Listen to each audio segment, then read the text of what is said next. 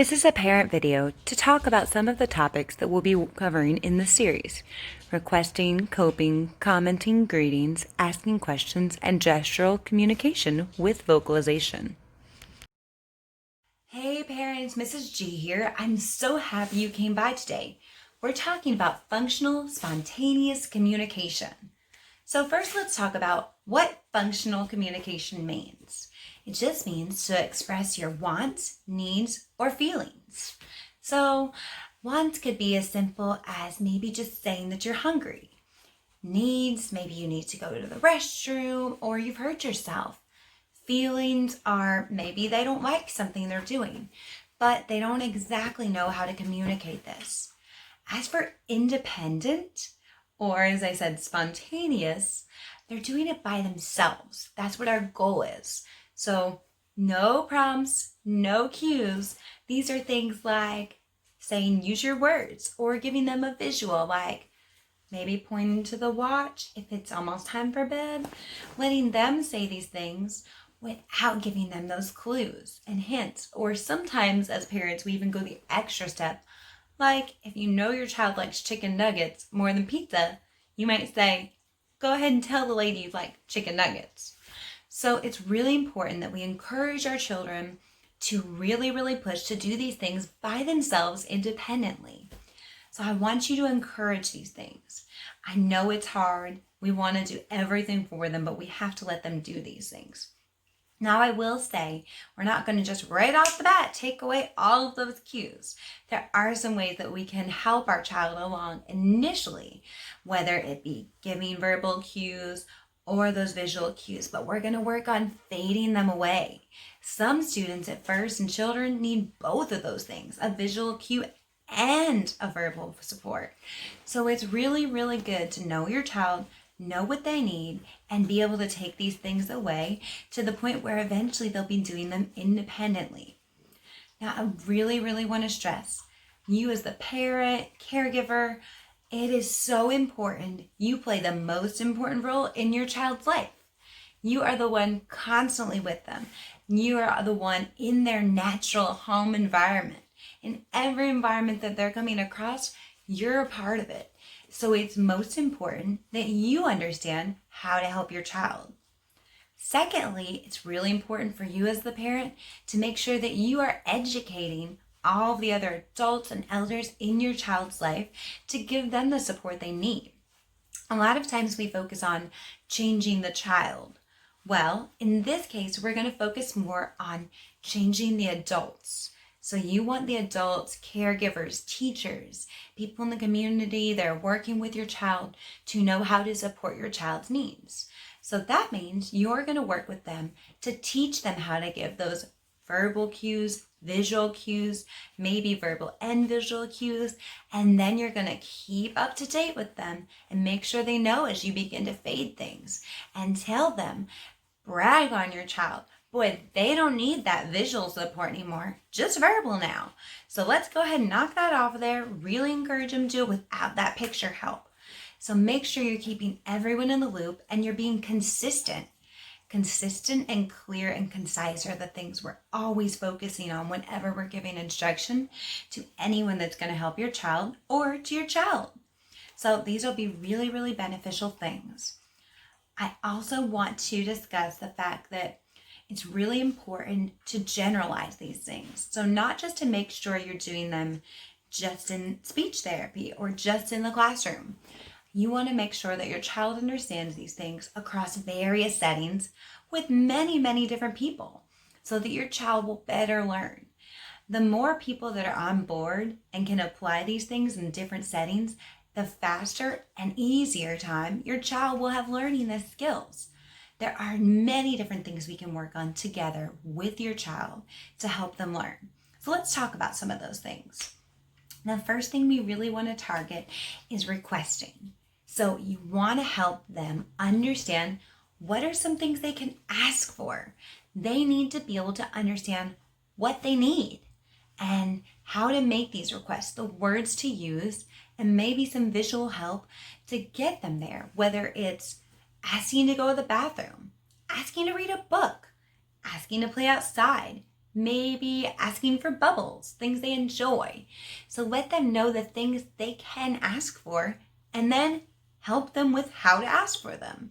It's really, really important. This is the first thing I work on with a lot of kids so that they can communicate those wants and needs. And then we're going to start working on commenting. You can work on commenting with books, pictures, or you can just give them a topic like dog. What might they say about a dog? Their comment may be, I have a big brown dog. So lots of different things to help expand their vocabulary, help give them more words, and expand their utterance, which is just the amount of words they're saying. So I'm not going to get too detailed or specific because I am going to have different video practice exercises for each of the things we're starting to talk about. We're going to work on greetings and goodbyes. So when are these appropriate, different situations where they want to say them, and then they'll be able to choose which one they should say or what would be an appropriate way to say them. So that is the next step. We're going to work on asking questions. It's really important that your child learns how to ask for things, not just requesting. This is a little bit different. They're asking questions in this respect to learn new information or to confirm something they think they already know. So it's more of a clarification when it comes to these asking questions, maybe using our WH questions like who, what, where, when, why, and sometimes we'll even introduce how, depending how they're doing. So really, really important. We'll be working on all these things.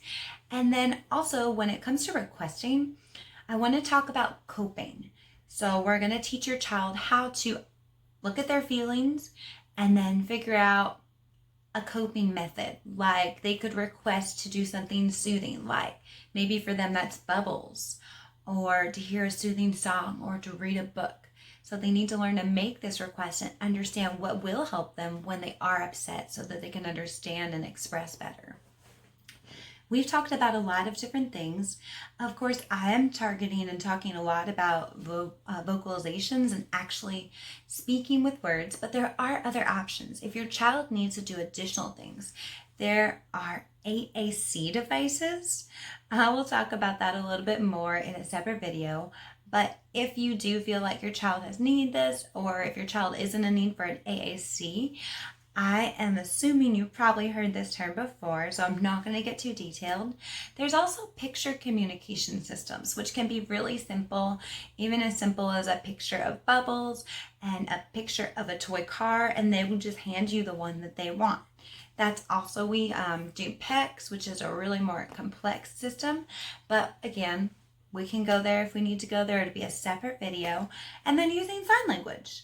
So gestures, verbal communication, however we're communicating best, it's important that you give the child the support they need and the tools they need in order to communicate.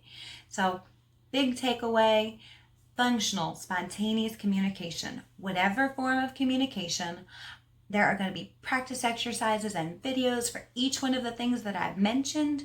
So look out for those. As you parents, as you're looking at these, it's most important that you know what your child's looking at. So make sure the first couple times they look at the video practice, you maybe do them together. And that way you can be there to answer questions and help them learn.